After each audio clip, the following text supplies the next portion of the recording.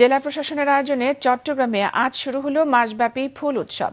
Faujdarhat DC পার্কে নানা রঙের ফুল নিয়ে এই উৎসবের উদ্বোধন শেষে মন্ত্রিপরিষদ সচিব ডক্টর শেখ আব্দুর রশিদ জানান, সারা দেশে এমন আয়োজন করতে উৎসাহ দেবে সরকার। এই নিয়ে নাজমুল সাদিকের রিপোর্ট, ক্যামেরায় ছিলেন সঞ্জীব দে। ভিনদেশি ফুল, ডায়ান্থাস, ড্রপ চন্দ্রমল্লিকা ও নস্টাটিয়াম ছাড়াও দেশি ফুল, জবা, পলাশ ও গাঁদাসহ ১৩৬ প্রজাতির বাহারি ফুলের সমারোহ চট্টগ্রামের ডিসি পার্কে। কারণ ফুল উৎসব ২০২৫। পুষ্প কাননে জুড়িয়ে তব প্রাণ, ছড়াও সাম্যের গান প্রতিপাদ্যে চলছে এই ফুল উৎসব, যাতে কোনো ভেদাভেদ ছাড়াই উপভোগ করছেন সব শ্রেণী পেশার মানুষ। পরিচিত হচ্ছেন নতুন সব ফুলের সাথে, মুগ্ধ তারা। চারপাশে ফুলে একদম সজ্জিত হয়ে আছে, দেখতে অনেক ভালো লাগছে। ছোট থাকতে ৩-৪টা মতো ফুল জানতাম আমি, এখন আমার বলতে গেলে কিছুই যায় না। ডিফারেন্ট ফুল আছে আর কি, একটা অভিজ্ঞতা আসছে আমার, আমি জানতে পারছি।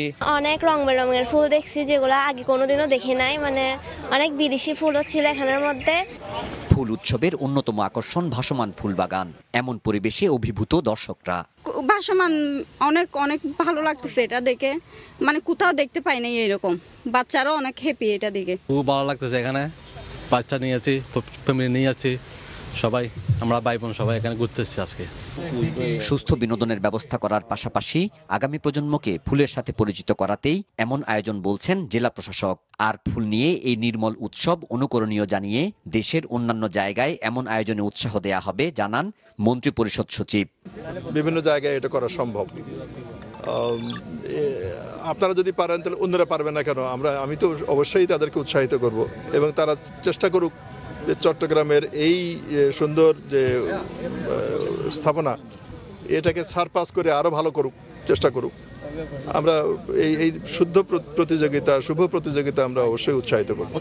ভূমিদস্যুদের আখড়া ছিল এটা, তো আমরা সেই জায়গাটা উদ্ধার করবার পরে আমরা মনে করলাম যে এটাকে কিভাবে পবিত্র একটা পর্যায়ে নিয়ে যায়। তো সেই জন্য কিন্তু আমরা প্রতিবারই ফুল উৎসব করার সিদ্ধান্ত নিয়েছি। তো নির্মল আনন্দ খুঁজে পাওয়ার জায়গা আসলে চট্টগ্রামে খুব কম আছে। আমরা সুস্থ বিনোদনের জায়গা হিসেবে ডিসি পার্কটাকে দেখতে চাই। মাসব্যাপী এই ফুল উৎসবের প্রবেশ মূল্য ৫০ টাকা, চলবে ৪ ফেব্রুয়ারি পর্যন্ত, যা দর্শনার্থীদের জন্য খোলা থাকবে প্রতিদিন সকাল ১০টা থেকে রাত ৮টা। এতে বিকেল থেকে থাকবে সাংস্কৃতিক অনুষ্ঠান।